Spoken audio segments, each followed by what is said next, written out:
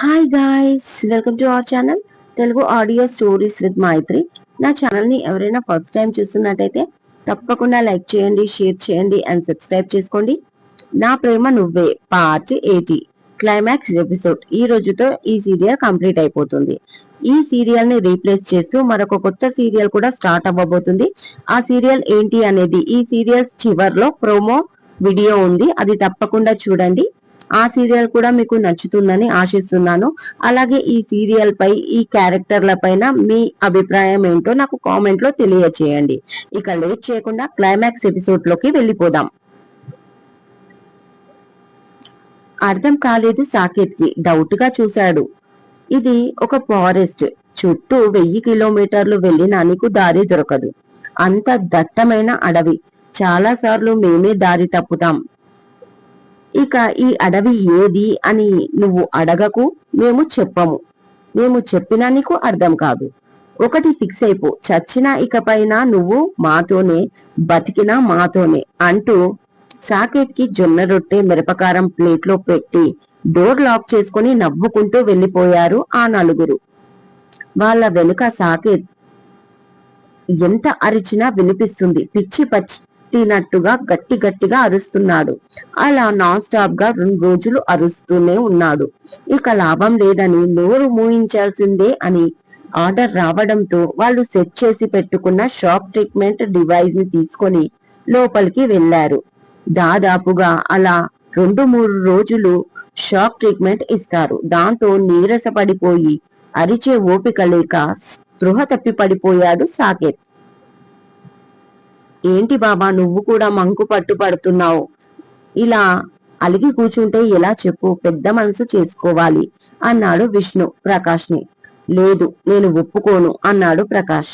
ఏంటండి, తనని పెళ్లి చేసి పరాయి వాళ్ళ ఇంటికి పంపిస్తున్నామా? మా అమ్మ ఇంటికే కదా అంటుంది సువర్ణ. నువ్వు మీరు ఎన్నైనా మాట్లాడండి, మీ వాడు నా ఇంటికి ఇల్లరికం వస్తేనే ఈ పెళ్లి జరుగుతుంది. లేకపోతే మీకు నాకు రామ్ రామ్. నేను బాగా వెతికి బంగారం లాంటి సంబంధం తెస్తాను. అమెరికాలో సెటిల్ అయిపోతాం మేము వెళ్ళిపోయి అన్నాడు ప్రకాష్ కరాఖండిగా. రానా పూజ పెళ్లి గురించి అందరూ హాల్లో హాజరయ్యారు. పెళ్లి మ్యాటర్ తీయగానే ప్రకాష్ రాణి ఇల్లరికం రమ్మన్నాడు. రానా అసలు ఒప్పుకోలేదు. పూజ తనతోనే ఉంటుంది, అది తన ఇంట్లోనే అని చెప్పాడు. దాంతో ప్రకాష్ ఒప్పుకునే వరకు పెళ్లి చేయనని పట్టుబట్టి కూర్చున్నాడు. ఇంట్లో వాళ్ళు ప్రకాష్ ని ఒప్పించే పనిలో పడ్డారు. రానా గురించి తెలుసు వాళ్ళకి. ఇదివరకే సింధు కూడా ఇలాంటి ప్రపోజల్ పెడితేనే రానా ఎంగేజ్మెంట్ బ్రేక్ చేసుకున్నాడు. మళ్ళీ ఇప్పుడు ఒప్పుకుంటాడా? అందుకే పూజ కూడా ఫోర్స్ చేయకుండా వాళ్ళని చూస్తూ ఉంది టెన్షన్ తోటి. అందరి మాటలు వింటూ ఎవరికి చెప్పలేని పరిస్థితి తనది. విష్ణు, కృష్ణ, మహేష్, రమణమ్మ ప్రకాష్ ని కన్విన్స్ చేసే పనిలో ఉన్నారు. రానా మాత్రం హ్యాపీగా గేమ్ ఆడుకుంటున్నాడు ఫోన్ లో. పెళ్లి టాపిక్ తనకి సంబంధం లేనట్లుగా. రానా వైపు చూస్తుంది పూజ. తన వైపు చూస్తాడేమోనని. కానీ తను మాత్రం గేమ్ లో బిజీ అయిపోయాడు. మెల్లిగా వెళ్లి వివేక్ కి సైగ చేసింది తనని పిలవమని. అన్నయ్య వెన్నెల పిలుస్తుంది అని చెప్పాడు. ఏంటి అన్నాడు సీరియస్ గా వివేక్ వైపు చూస్తూ రానా. సారీ, వదిన పిలుస్తుంది అన్నాడు మళ్ళీ నవ్వుకుంటూ వివేక్. తన వైపు చూసి ఏంటి అని కళ్ళు ఎగిరేశాడు రానా. పక్కకు రా అని సైగ చేసి గార్డెన్ లోకి వెళ్లిపోయింది పూజ. తను ఫోన్ మాట్లాడుకుంటున్నట్టుగా బయటికి వెళ్ళాడు. ఏమైంది అని అడిగాడు రానా ఏడుస్తూ. ప్లీజ్ బావా అంటూ హక్ చేసుకుంది. ఓయ్, ఎందుకు ఏడుస్తున్నావు అని అడిగాడు.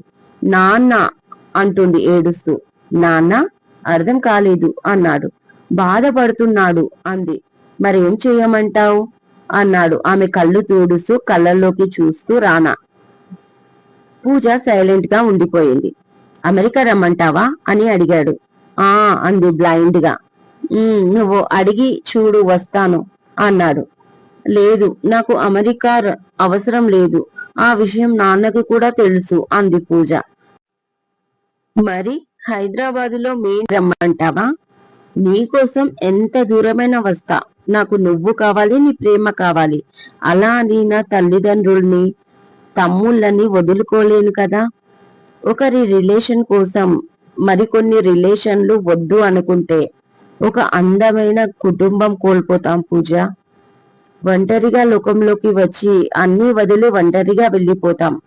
మధ్యలో మనం బ్రతికున్నప్పుడే ఈ రిలేషన్స్, వాటిని జాగ్రత్తగా కాపాడుకోవాలి పూజ. ఎందుకంటే ఇవి చాలా అందమైన రిలేషన్స్. మన పిల్లలకి మనం చదువు, సంస్కారం, ఆస్తి మాత్రమే కాదు, కొన్ని బంధాలు కూడా ఇవ్వాలి. అత్త, మామయ్య, పిన్ని, బాబాయ్, అన్నయ్యలు, అక్కయ్యలు, చెల్లెళ్ళు, తమ్ముళ్ళు, బావ, మరదళ్ళు, వదిన, బమ్మర్దులు, ఇలా ఇలా కొన్ని చాలా అందమైన బంధాలు, బంధుత్వాలు వాళ్లకు ఇవ్వాలి అని రానా అనగానే ఎందుకో అది కరెక్ట్ గా అనిపించింది పూజకి. ఆలోచిస్తూ ఉండిపోయింది. ఏం బంగారం, ఏం ఆలోచిస్తున్నావు అంతగా అని అడిగాడు రానా. లేదు, మీకు కొన్ని బాధ్యతలు ఉన్నాయి. మీరు అలా ఎలా వదిలేసి వస్తారు? ఈ ఇంటికి పెద్ద కొడుకులా మీరు ఉండాలి.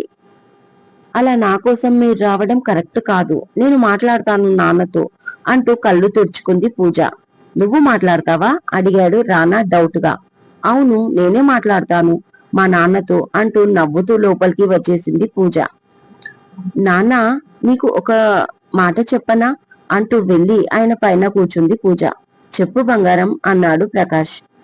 రానాబాబా ఒప్పుకున్నాడు అనగానే అందరూ ఆశ్చర్యపోయారు. రానా కూడా షాక్ అయి పూజాని చూస్తున్నాడు. ఏంటి, నిజమా? చూసావా సువర్ణ, నేను గెలిచాను అని ప్రకాష్ అంటుండగా, నానా కానీ ఒక కండిషన్ అంటూ ప్రకాష్ ని చూస్తుంది పూజ. తను ఇల్లరికం వస్తానంటే ఎన్ని కండిషన్లకైనా ఒప్పుకుంటాను అన్నాడు కాన్ఫిడెంట్ గా ప్రకాష్. బావా, మన ఇంటికి ఇల్లరికం రావాలి అంటే మీరు మీ అత్తారింటికి ఇల్లరికం వెళ్ళాలంట అని పూజ అనగానే ఆ అని షాక్ గా ఆలోచిస్తూ ఉంటాడు ప్రకాష్. అంటే మీరు ఇక్కడికి రావాలి, అప్పుడు తను మన ఇంటికి వస్తాడంట అని నవ్వాపుకుంటూ అమాయకంగా చెప్పింది పూజ. అందరూ నవ్వుకున్నారు సైలెంట్ గా. సువర్ణకైతే ఎక్కడలేని గర్వం వచ్చేసింది. ఇప్పుడు ఏం చేస్తాడో చూస్తాను అని ప్రకాష్ వైపు చూస్తుంది. సీన్ మొత్తం అర్థమైంది ప్రకాష్ కి. మరి నువ్వేమంటావు అని అడిగాడు. నా కోసం తను ఒప్పుకున్నప్పుడు నా కోసం మీరు మీ అత్తారింటికి వెళ్ళలేరా అని అడిగింది పూజ. ప్రకాష్ మెడ చుట్టూ చేతులు వేసి గారంగా, ఏంటి బంగారు తల్లి, నా ఇంటికి వాడిని ఇల్లరికంగా రమ్మంటే నేను ఇల్లరికం వెళ్ళాక అప్పుడు నా దగ్గరికి వాడు ఇల్లరికం వస్తాడా? నా కూతురి కోసం నేను మీ ఇంటికి ఇల్లరికం రావాలి, అప్పుడు వాడు నా కూతుర్ని చేసుకొని ఇక్కడే ఉంటాడు అంటే బావా ఇప్పుడు వాడు ఉన్న ప్లేస్ లోనే ఉంటాడు. నా కూతురి కోసం నా భార్యను తీసుకొని నేనే మీ ఇంటికి రావాలి, అంతే కదా అని ప్రకాష్ అనగానే అన్నదమ్ముళ్ళు ముగ్గురు గొల్లుమని నవ్వారు. అలాగే సువర్ణ కూడా. ప్రకాష్ ఎక్స్ప్రెషన్స్ కి నాన్న అంటుంది పూజ. సరే సరే, నువ్వు హ్యాపీనా మరి అని అడిగాడు ప్రకాష్. చాలా అంటే చాలా హ్యాపీ అంటుంది పూజ. ఏం చేస్తాం, నా బంగారు తల్లి కోసం ఈ డీల్ కి ఒప్పుకుంటున్నాను, తప్పేలా లేదు అంటాడు నవ్వుతూ ప్రకాష్. ఆ మాట విని అందరూ హ్యాపీ అయిపోతారు.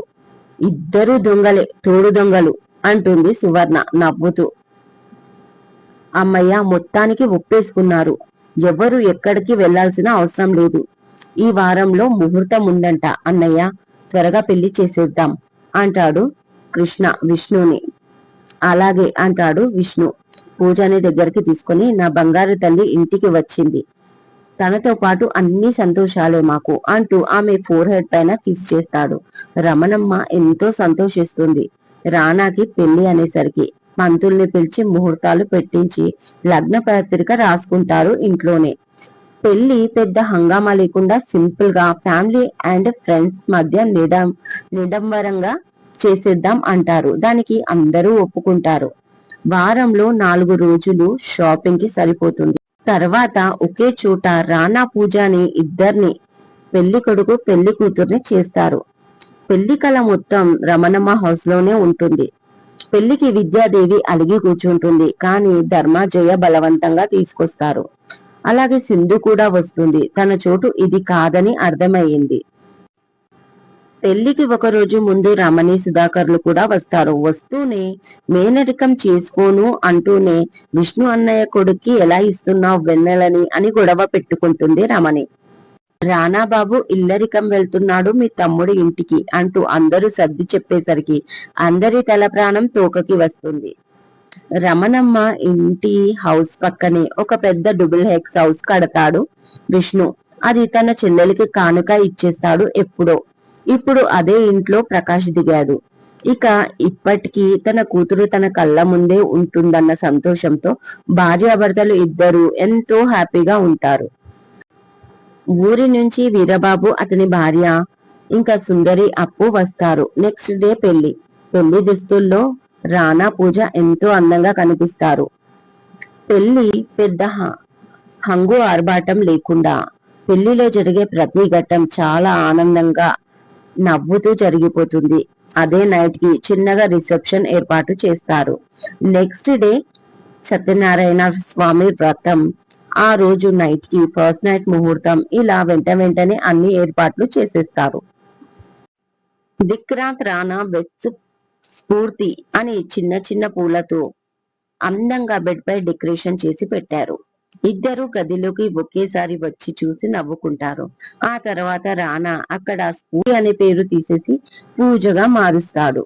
ఎందుకు బావా నా పేరు పూజనే మీకు ఇష్టమా అని అడుగుతుంది పాల గ్లాస్ పట్టుకుని పూజ.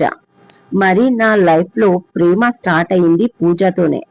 ఈ పూజని కావాలనుకున్నాను మనస్ఫూర్తిగా. స్ఫూర్తి వెన్నెల వీళ్ళందరూ తర్వాత. నాకు నువ్వు ఎప్పటికీ పూజావే.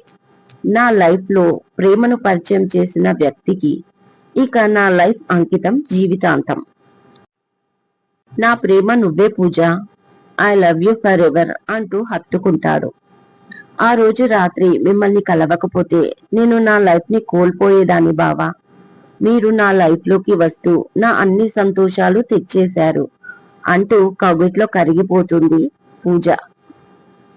3 months తర్వాత ఒక రోజు మార్నింగ్ సాకేత్ తప్పించుకున్నాడు. నాన్ స్టాప్ గా పరిగెత్తుతున్నాడు. దాదాపు 5 గంటల నుంచి. ఎటు వెళ్తున్నాడో తెలీదు కానీ వీళ్లకు దూరంగా వెళ్ళాలి అనుకుంటున్నాడు. అలా ఒక చోట ఆయాసంతో తీర్చుకుంటూ ఆలోచిస్తున్నాడు. చెప్పినట్లు వినకపోతే షాక్ ట్రీట్మెంట్ ఇస్తున్నారు అన్న భయంతో వాళ్ళు చెప్పినట్టు వినడం మొదలు పెట్టాడు సాకేత్. మార్నింగ్ 4 గంటలకు లేవడం, వెళ్లి వాళ్లతో కట్టెలు కొట్టడం, పెద్ద పెద్ద గనేట్లు మోయడం, మళ్ళీ వాళ్లతోనే వచ్చి వాళ్ళు పెట్టింది తిని వాళ్లతోనే ఉండడం. ఇలా గడిచిపోతున్నాయి రోజులు. డేట్స్ తెలియట్లేదు, వారాల పేర్లు తెలియట్లేదు, కొన్నిసార్లు టైం కూడా తెలియట్లేదు. ఎప్పుడో పని బ్రేక్ లో ఆలోచిస్తాడు. అసలు నేను సాకేత్నేనా అని అనుమానం తన మీద తనకే కలుగుతుంది. అంతలా భయపెట్టి మార్చేశారు వీళ్ళు. ఇలా ఆయాసం తీర్చుకొని మళ్ళీ పరిగెత్తాడు. కాసేపటికి ఒక చోట వాగు కనిపించింది. స్వచ్ఛమైన వాటర్. ఆ వాగు వెంట వెళ్తే ఏదైనా దారి దొరకవచ్చు అనుకుంటూ కూర్చొని ముందుగా దాహం అనిపించడంతో వెళ్లి చేతులు కడుక్కొని వాటర్ తాగాడు. దాహం తీరగానే ముఖం కడుక్కొని ఒక్కసారిగా తన కళ్ళని తానే నమ్మలేకపోయాడు. ఎప్పుడైతే నమ్మడం స్టార్ట్ చేశాడో అతని గుండె ఆగినంత పని అయింది సాకేత్కి. ఇది నిజం కాదు అనుకుంటూ తన చేతులతో తన ఫేస్ ని తడుముకుంటున్నాడు. మళ్ళీ చూసుకుంటున్నాడు. నో అని అరిచి చూసుకుంటూ సాకేత్ ఏడుస్తున్నాడు. ఆ అని అరుస్తున్నాడు. పిచ్చివాడిలా కొట్టుకుంటున్నాడు. ఎందుకంటే తనది తన ఫేస్ కాదు. మరి ఆ ఫేస్ ఎవరిది? తన ఫేస్ ఎలా మారింది? తనకు సర్జరీ ఎలా చేశారు? ఎప్పుడు చేశారు? ఇలా ఆలోచిస్తూ పిచ్చివాడిలా అరుస్తున్నాడు సాకేత్. నాకైతే నిజంగా తెలియదబ్బా అతని ఫేస్ ఎలా మారిందో. శుభం. ఈ సీరియల్ ని ఇంతగా ఆదరిస్తారని నేను అనుకోలేదు. కామెంట్స్ తక్కువ వచ్చినా పర్వాలేదు అనిపించింది. కొంతమంది వినగానే కామెంట్ చేస్తున్నారు కానీ సైలెంట్ వ్యూవర్స్ చాలా మంది ఉన్నారు. ఈ సీరియల్ విన్న ప్రతి ఒక్కరికి థ్యాంక్ యూ సో మచ్. ఇలాగే మీ సపోర్ట్ నా ప్రతి సీరియల్ కి ఉండాలని కోరుకుంటూ మైత్రి. అదొక సముద్రపు తీరం. పైన ఆకాశం నీలి వర్ణంలో ఉంది. అలాగే కింద వాటర్ కూడా అదే కలర్లో. ఇసుక మాత్రం తెల్లటి తెలుపు, చుట్టూ సన్నని ఉప్పు పోసినట్టుగా ఉంది. ఒక అందమైన ఐలాండ్ను తలపిస్తుంది. చాలాసార్లు అనుకున్నాడు ఇక్కడికి రావాలని. మంచి వెకేషన్ స్పాట్ మాల్దీవ్స్. కానీ ఎవరూ లేరేంటి అనుకుంటూ చుట్టూ చూశాడు అతను. దూరంగా ఒక అమ్మాయి తెల్ల చీర కట్టుకుని తన పొడవాటి కురులను గాలికి వదిలేసి సముద్రపు అలలతో ఆడుకుంటుంది. ఆమె లేత గులాబీ రంగు పాదాలు ఆ వాటర్లో మెరుస్తున్నాయి. ఇక గాలికి ఎగురుతున్న ఆమె చీర ఆమె శరీర సౌందర్యం బహిరంగం చేస్తుంటే, ఒక పక్కన చీరని సర్దుకుంటూ మరో పక్కన తన హెయిర్ని ఒక చేత్తో వెనక్కి తోసుకుంటూ ఆ నీళ్లలో చిన్న పాపలాగా ఆడుకుంటుంది. ఇక ఆ అమ్మాయిని చూడగానే ఎవరూ లేని ఈ ప్రదేశంలో ఆమె తన కోసమే వచ్చినట్లుగా తనకు జతగా అనిపించింది అతనికి. ఇక పరిగెత్తాడు ఆమె దగ్గరికి. ఎవరు నువ్వు? ఇక్కడ ఏం చేస్తున్నావు? ఎలా వచ్చావు ఇక్కడికి అని అడిగాడు. కానీ ఆ అమ్మాయి తిరిగి చూడట్లేదు. తన మాట వినిపిస్తున్నా పట్టించుకోకుండా వాటర్లో ఆడుకుంటుంది ఆమె. హలో మిస్, పిలిచేది నిన్నే, వినిపిస్తుందా అంటూ ఆమె షోల్డర్ పై చెయ్యి వేయబోయాడు. సూర్య, పిలిచేది వినిపిస్తుందా? నిన్నేరా సూర్య పిలిచింది. లేరా, గట్టిగా వినిపించింది సుష్మా వాయిస్. అంతే, టక్కున కళ్ళు తెరిచాడు సూర్య. ఎన్నాళ్ళదో ఈ బంధము. మన ఛానల్లో కొత్త సీరియల్ అండి, నా ప్రేమ నువ్వే త్వరలో కంప్లీట్ కాబోతుంది. ఆ సీరియల్ ప్లేస్ ని ఈ సీరియల్ రీప్లేస్ చేయబోతుంది. చాలా మంచి సీరియల్ అండి. తప్పకుండా మీరు విని ఎంజాయ్ చేస్తారని కోరుకుంటూ మీ మైత్రి.